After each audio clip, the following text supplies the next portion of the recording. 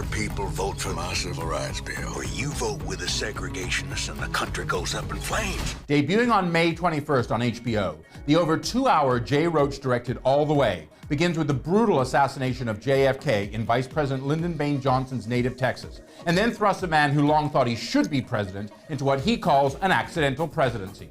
Now, within mere minutes of that opening, the insecurities, vulgarities, and sometimes astounding talents of LBJ are on full display and alive in this adaptation of Robert Sheckhan's award-winning play as the Bryan Cranston portrayed new president takes to the Oval Office naturally and aims to out-Lincoln Lincoln and play both sides in a long game with the Anthony Mackie played Reverend Martin Luther King Jr. that changed America and American politics forever with historic civil rights legislation. I urge you to enact President Kennedy's civil rights bill into law.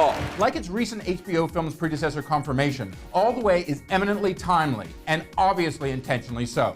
An America tearing itself apart over race, justice, anger, and opportunity in a polarizing election year, well, that should seem pretty familiar as a backdrop to a 2016 audience, and a reminder of how far and how little we have come since 1964. To that end alone, this is television that is as much breaking news as it is compelling drama, with some admitted broad strokes. And with all the aspects that may seem and are over the top, well, I have to say, as any reader of Robert Caro's ongoing multi-volume bio of the 36th president knows, that's actually pure LBJ, for better or for worse. If a president can't do what he knows is right, then what's the presidency for? Still, with the legendary and well-documented individuals being depicted in All the Way, the tendency to slip into, I don't know, MLK and LBJ karaoke would be hard to resist in lesser hands. But Mackie and Cranston and Roach have a strong and superior grasp on the narrative and innately dramatic mechanisms here of what is essentially the end of the long tail of the Civil War, with competing forces of J. Edgar Hoover and the FBI, Southern Democrats like Senator Richard Russell, played elegantly by Frank Langella,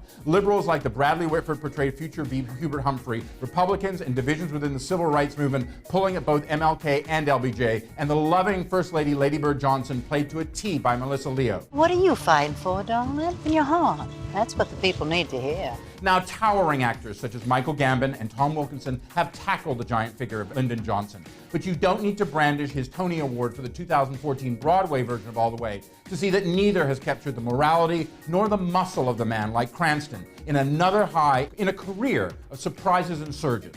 But no man is an island, even in an HBO movie. And All the Way's tale of the historic Civil Rights Act of 1964, fatal violence in Mississippi, and the fight for African Americans to vote and more on the same screen with an outstanding Mackie as Dr. King. Put it this way, Mackie's falcon flies in the about-to-open Captain America Civil War, but here he soars in a performance that skillfully paints the man within the icon in one of his many defining moments. With Roach's unadored and solid hand behind the camera, the unlikely partners of MLK and LBJ, the politician and the preacher, weave a masterful strategy of procedural power and patronage to get their goal. And you can take that all the way to the TV bank in any era. I'm Dominic Patton for Deadline Hollywood.